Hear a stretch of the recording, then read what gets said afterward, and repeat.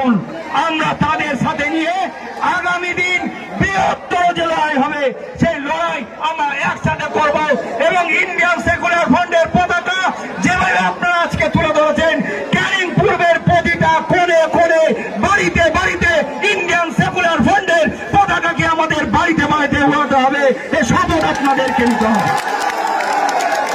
প্রিয় বন্ধু আমার আপনাদেরকে ভুল বুঝিয়ে রেখেছিল, আপনাদের কথা বলতে দিইনি, আপনাদের বাড়ির ভিতর বের হতে দিইনি।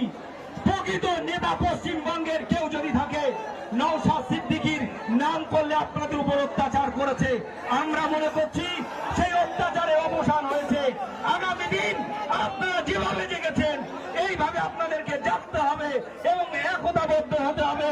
আমরা সকলকে একসাথে নিয়ে আগামী দিন বৃহত্তর লড়াইয়ে নামছি। আপনারা থাকবেন, আপনারা আসবেন।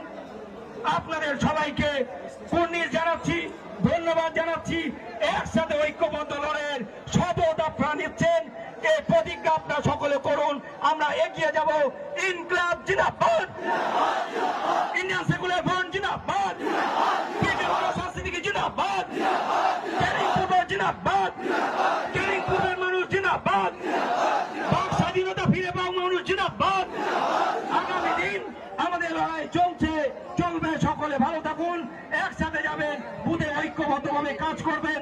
এ বার্তা সকলে নিয়ে আপনারা বাড়ি ফিরবেন। আমি বক্তব্য শেষ করছি। ইনকিলাব জিন্দাবাদ, ইন্ডিয়ান সেকুলার ফ্রন্ট জিন্দাবাদ, পিজাদা নওশাদ সিদ্দিকী জিন্দাবাদ। আচ্ছা, একটু আসতে ধন্যবাদ জানাচ্ছি।